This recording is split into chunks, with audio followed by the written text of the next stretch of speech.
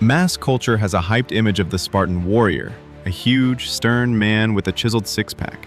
In cinema, this is pushed to the absurd. For example, in Zack Snyder's film, they literally drew abs for Leonidas and his warriors so they'd be as sharp as possible. But what did these warriors actually look like in reality? Today, we will break down appearance, everyday clothing, and military dress, and then carefully go through armor and weapons. Watch to the end. You'll see a complete reconstruction of a Spartan hoplite in full equipment. So, let's begin. With high probability, a typical Spartan was lean and sinewy, sometimes even frankly skinny by modern fitness standards. The reason is simple. The diet was meager, as Plutarch directly notes in his Life of Lycurgus. With such nutrition, it is impossible to build the mass and definition we see in films, because there simply wasn't enough protein and calories. Meat was present in the diet, but in portions and irregularly, more often in the form of pork.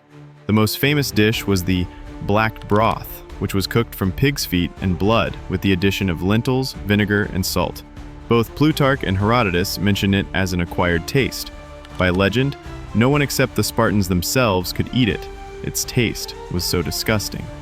The height of Spartans, as with most people of that era, did not impress with stature. Spartans were small, definitely not the 188 centimeters of Gerard Butler. In reality, such a tall warrior would have looked in ancient Greece like a giant from a fairy tale.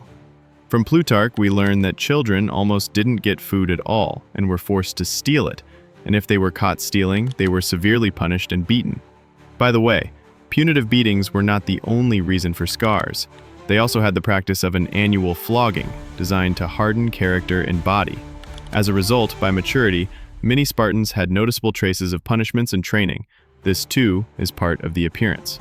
And now you will learn about hair and beards, which the Spartans considered a matter of pride. Adult Spartans grew beards and wore long hair, often braiding it into plaits. In Plutarch, we can read that children were shaved bald, but upon entering youth, they were allowed to look after their hair, that is, to take care of it. Hair really was a great virtue of Spartans. Plutarch even writes that they carefully anointed it with oil and combed it.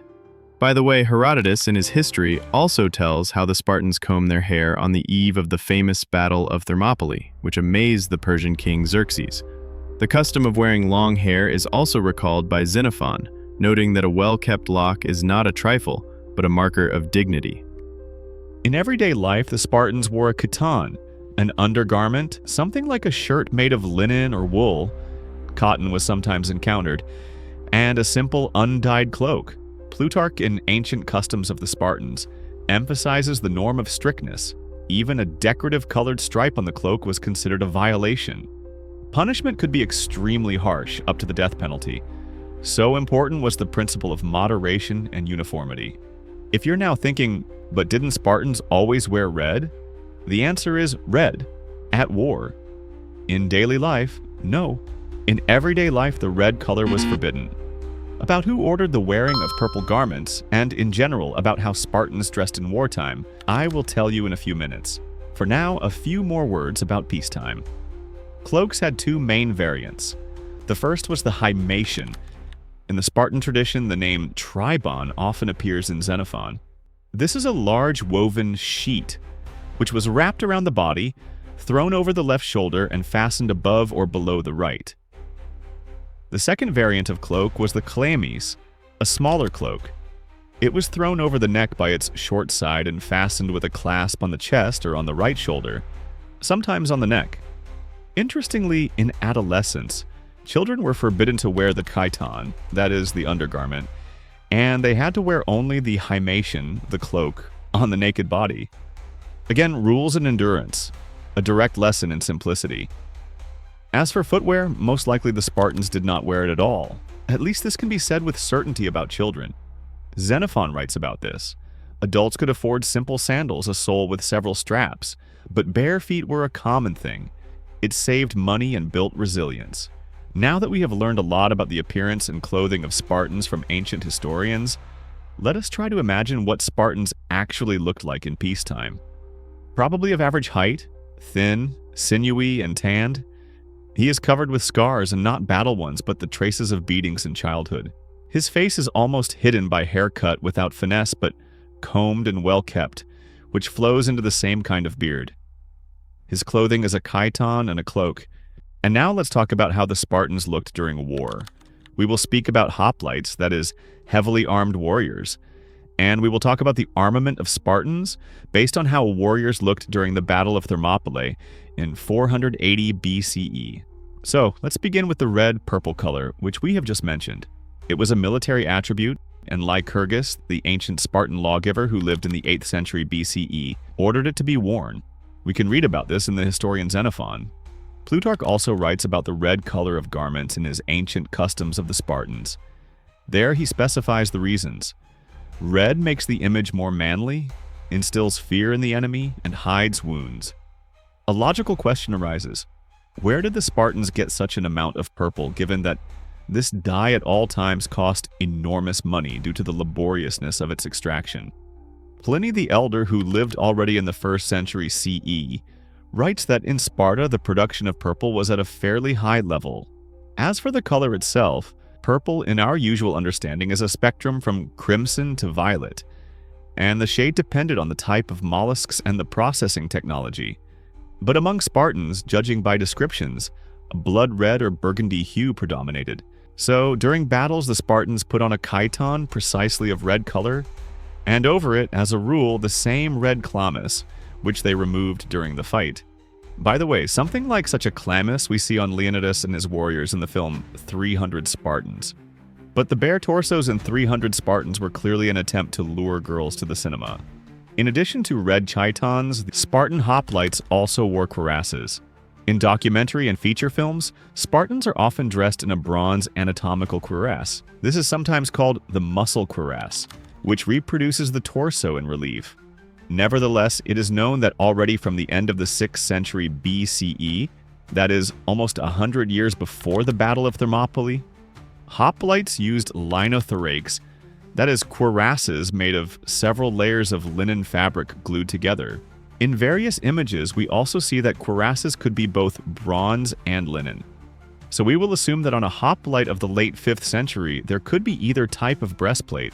Although there is an opinion that Spartans could fight completely naked, supposedly evidenced by images on various ancient vases.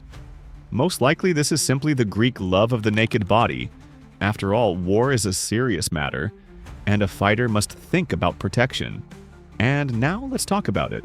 The main protection is the famous shield with the large letter lambda. Lambda is the 11th letter of the Greek alphabet, and the first letter in the name of the Spartan region, Laconia. The shield is called a hoplon. This is undoubtedly the calling card of Spartan warriors. It is also written about by Xenophon. According to him, Lycurgus decided that hoplites should carry a bronze shield, since it is quickly cleaned and slowly gets dirty. The shield was heavy, about 8 kilograms, and in flight it was the first thing they threw away. Therefore, the loss of the shield was considered a great disgrace. The large shield was also used as a stretcher on which the dead were carried. With this is linked the origin of the phrase, with the shield or on the shield. As for the helmet, it did not look as pompous as in Zack Snyder's film. Compare a frame from the movie and a real bronze Corinthian helmet of about the 500th to 460th years BCE. A contemporary of the Battle of Thermopylae. We see that the slit for the mouth is a little narrower, the nose guard is longer, and the shape of the helmet is egg-shaped, not like Snyder's. Here are more preserved helmets of those times. On the legs of hoplites there were greaves, bronze plates protecting the shin. Sandals as a footwear option were encountered, but many warriors fought barefoot. The Spartan habit of harsh conditions made this possible, and the tight formation gave the feet relative protection. Now about the armament. In the arsenal there are 2 key elements, the spear and the sword. Swords could be of 2 types, either the straight, double-edged short sword xyphos, about 60 centimeters long, or the slightly curved sword with the edge on the inner side of the blade, something like a kukre or a yataghan. The principle is the same. Such a sword looks striking, but functionally many warriors preferred the simple xyphos.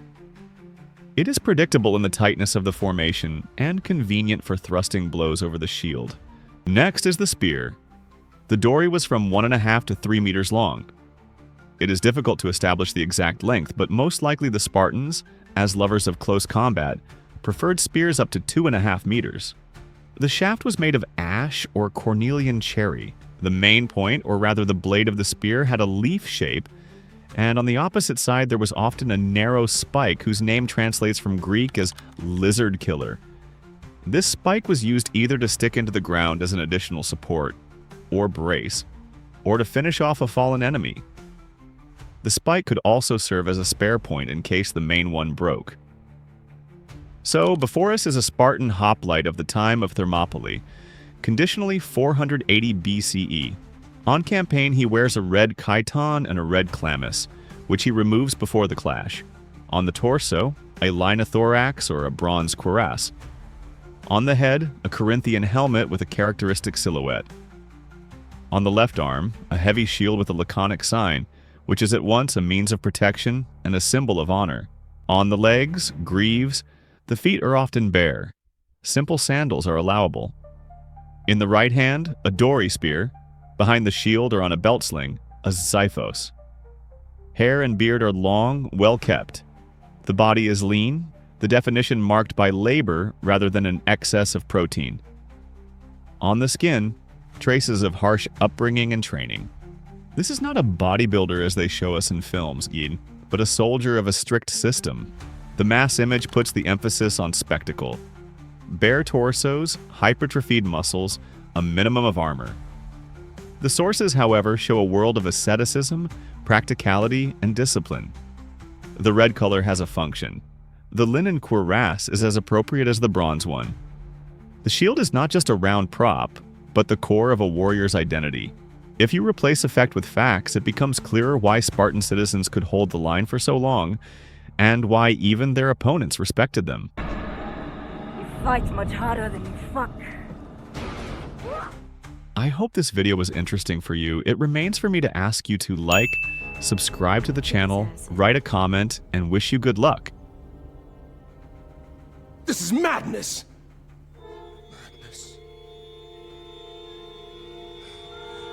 This is Sparta!